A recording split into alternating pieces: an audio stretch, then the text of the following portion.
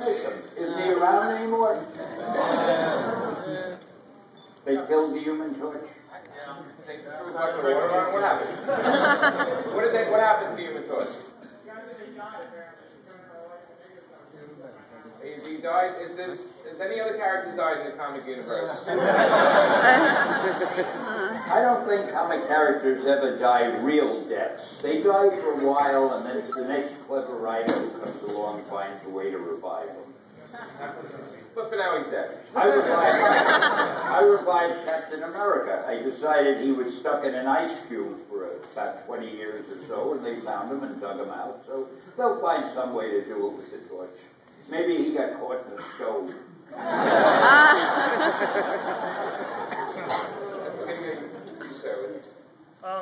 I saw the movie Mallrats, where you say a lot of stuff to Jason Lee.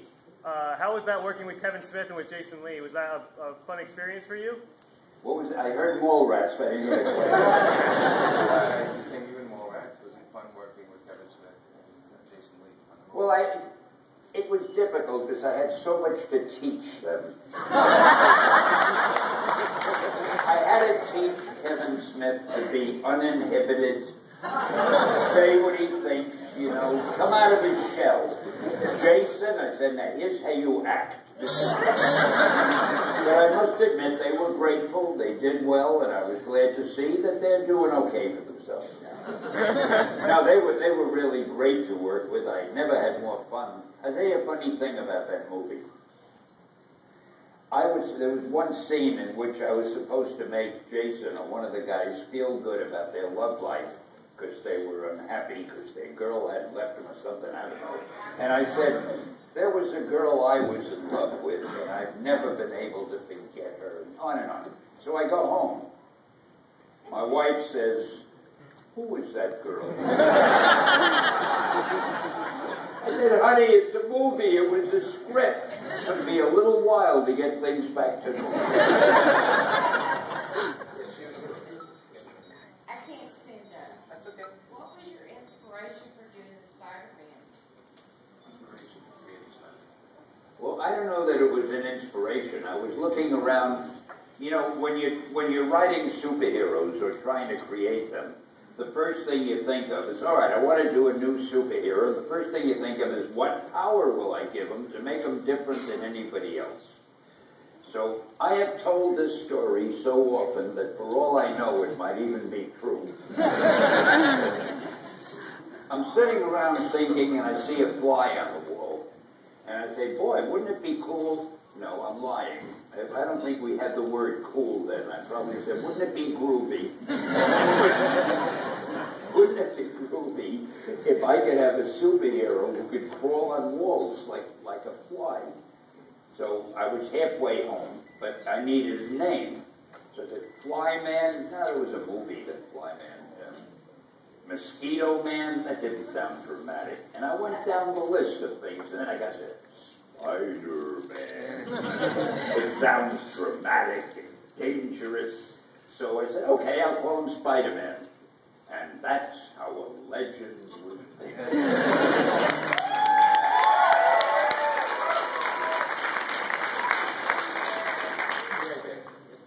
Yep, I'm ready. Is there if you could create one last superhero, what would you create it like? Any ideas you have in your mind? Like new ones? Yeah, you create new heroes. Do you have any new ideas? I always have new ideas. I can't tell you because I'm working on a lot of new things now. Some will be good, some won't be, but the law of averages, one or two would have hit it. You ready with the hat? This is Stanley. I appreciate your work. I also noticed you started doing some work in indies, such as Hero Man, and I actually caught your new Marvel Wolverine and Marvel Iron Man with Japan. I was actually wondering, do you have any new projects also coming out on the inside? How are you going to summarize that in a couple of minutes?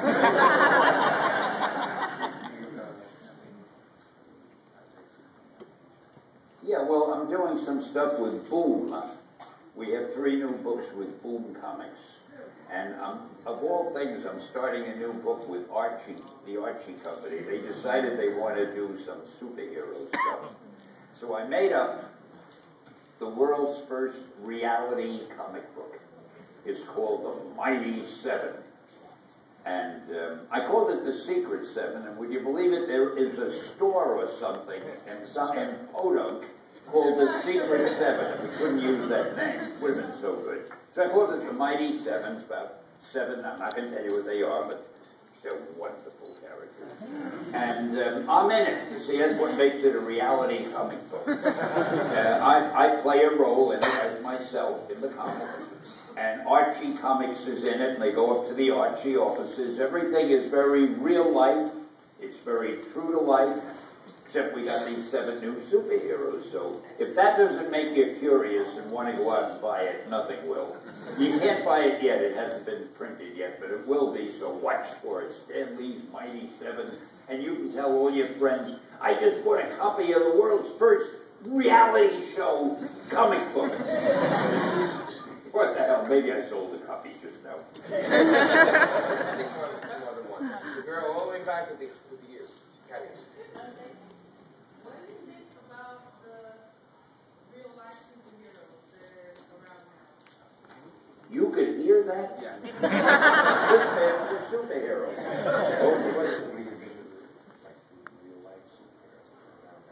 Well, we got this television show called, I modestly called it Stan Lee's Superhumans. It's on the History Channel, and if you haven't been watching it, shame on you. Actually, I'm amazed. We sent this guy out, a fellow named Daniel, I believe, and he goes around the world looking for people who can do things that no normal person can do. And I never suspected he would find so many. And the show is doing so well. Nobody thought it would be anything. That the History Channel just ordered like 13 new episodes. We're working on them now. It looks like it's going to be a big hit. But we found men. In the new series, there's one guy, he's a Shaolin monk or something. He can take an electric drill and put it against his forehead on the side of his, and turn it on and press it against his skull. And it doesn't go in. It doesn't hurt him.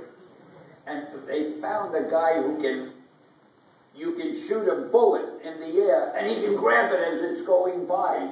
I mean, these are real, live people who have these abilities.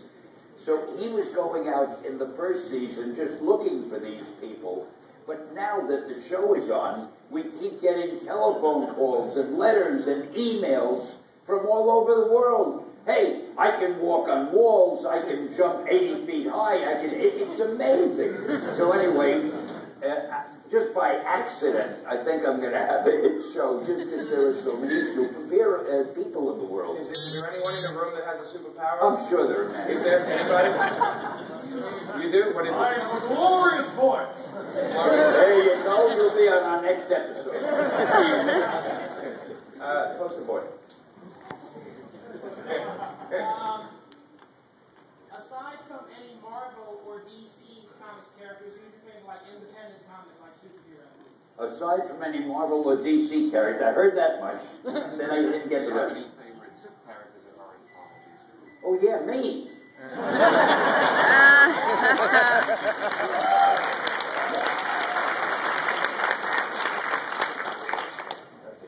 That was an easy one. If you had to give like one line of advice to this random person, what would it be? One bit of advice to a random person. Someone's on the street. Stop asking silly questions.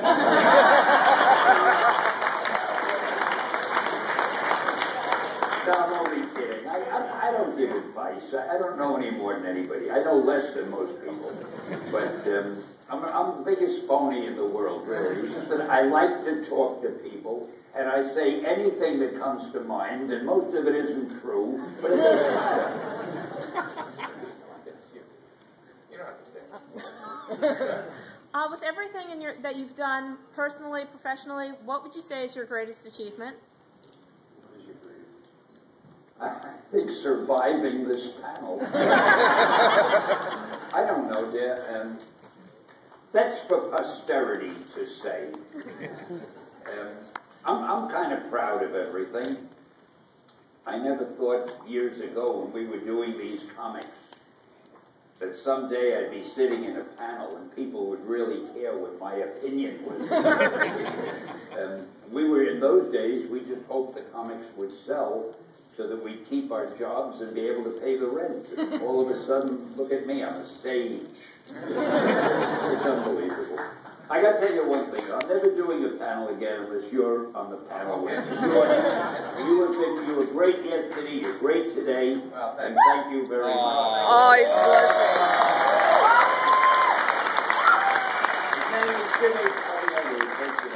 have a funny story. You probably won't remember this, or maybe you might. No, I got no memory. Okay, good. Then I can tweak it a little bit. When you were up at Marvel Comics and you asked me to come in one day. No, I didn't. I commanded you. I think the secretary actually commanded me. But and I came in, and they said, go upstairs to the big room, the glass room with the glass door, the spider room. And I went up there, and I was only working there maybe like 5 or 6 years, freelancing. And I walked in, and there's every editor at Marvel Comics sitting around a table with you. And you said, everybody knows Jimmy, right? Okay, Jimmy, tell these guys what they're doing wrong. Did I say that? Yeah. And I said, well, I will get work after this, right? And I proceeded to just, it was just minor stuff, like make sure they call back quicker. Yeah. But it was the most nerve-wracking, like 20 minutes of my life. And I knew as soon as I turned my back, every editor in the room was giving me the finger after. But I survived that, and I know I survived it because you were there. And I was untouchable because you told everybody, this is a guy you can listen to, and I knew if they messed with me, I knew you were going to go after them. So.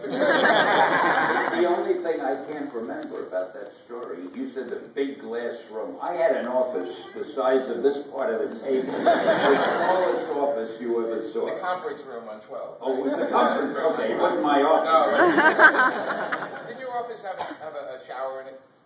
Hell no. No?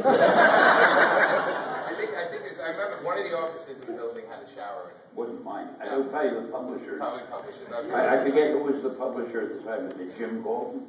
No, I'm not sure. We've had so many publishers. You wouldn't believe. Change of management over the years. I can't even remember. Yeah, It might have been Calamari. Yeah. But anyway, I appreciate, like, Stan has been my superhero ever since I was a kid, and being up here with him, you got to understand, it's like, it's like I just feel like I won. Every time I see him, I feel like I won something. But this is like so that's special. as it should be. Anyway, let's go right here. Stand in front. Stan, is there another profession you would consider doing, not writing comic books? You weren't writing comics, another profession. My problem is I've wanted to do a million things. When I was a kid, my favorite actor was Errol Flynn. I don't know, some of you will even know who he is. He played in Robin Hood and Captain Blood, and he was the mayor of some western city, a gunfighter. He was everything. So I wanted to be an actor. I wanted to be like Errol Flynn. Then I used to love advertisements. When I buy a magazine, everybody else reads the stories. I go to the advertisements first. I wanted to be an advertising man.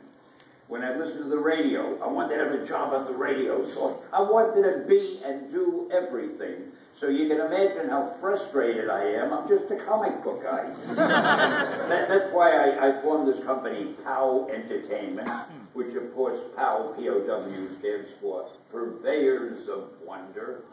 And we're trying to do movies and television shows and things like that. And I decided, just while I was here, I didn't tell the people at POW, I decided we're going to do some little half-minute or 1-minute funny pieces. I thought of a few things that I think are funny that we're going to put on the internet and see if it becomes popular. Then we'll put them all together and make them into a television show. It probably won't work, but it's fun having things that you want to do. You know, when I wake up in the morning, if there's nothing I want to do, I feel like going back to sleep again. There has to be something you want to do, and I think that's off the subject anyway, and I'm just rambling. I'm sorry. It's right on. Let's see. Right here in front of the lady. After a long, hard day of work, Stan, what's your favorite Go to meal, whatever my wife cooks. I have nothing to say about it. I never know what I'm going to say. Rose. What was your actual inspiration for the X-Men? Well, I wouldn't call it inspiration. It was more cowardice. I wanted to get a new team of superheroes, but I had a problem. I had run out of gamma rays and cosmic rays and radioactive stuff. I'm not really a scientist. And when I had Bruce Banner become the Hulk because of, I think they were gamma rays, I wouldn't know a gamma ray if I saw one. I read the name somewhere. It sounded good. Cosmic rays, there's something up in the sky. That's all I know about it. But I had already used gamma rays and cosmic rays, and I had a radioactive spider. I couldn't think of any other, I don't know the names of any other rays. So how am I going to get a new group of superheroes? And then it hit me. What if I just say they were born that way? Then I won't need any scientific explanation. I'll just say they're mutants. So I say it was the cowardly way out. I didn't have to create some involved thing with getting hit by rays. Tell you a funny thing about the mutants, which... See, I shouldn't have said that, because if you don't think it's funny, I'll have failed. I'll tell you an odd thing about the mutants. When I decided to do the book, I walked into my publisher and I said, hey, I got an idea for a new book. Oh, good, what is it? I want to call it The Mutants. And he looked at me and he said, Stan, he didn't have a very high opinion of our readers, I think. He said, nobody is going to know what a mutant is. You can't call it a mutant. Well, he was the boss, so I said, I'll think of another name. So I figured each of them have an extra power. The head of the school is Professor X Xavier. I'll call him the X-Men. So I walked back to Martin and I said, hey, how about I call him the X-Men? He said, yeah, that's a good name. And as I walked out of his office, I thought to myself, if nobody knows what a mutant is, how is anybody going to know that? But anyway, I had my title. I didn't say anything to Martin. He never knew what he was doing. And that's how the name came about. Yes, right here. Right. What is Excelsior mean? If you look up Excelsior in the dictionary, the first definition it'll give you is that kind of sandy stuff you use when you're packing a package, so it doesn't move around in the package. And so many people would write me letters. Why are you using an expression that has to do with stuff you stuff packages with? But if you have an unabridged dictionary, it'll tell you it is an Old English expression, which means upward and onward to greater glory. And it's also the word on the symbol, the coat of arms, or whatever you call it, of New York State. So I love the word, and the reason, see, everything reminds me of a story that happens when you become old and stupid. I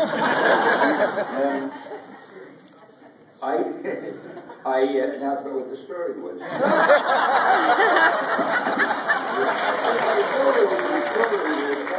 Oh, it'll come to me. Keep talking. Okay. I was wondering, what makes a great storyteller in your opinion? What makes a great what?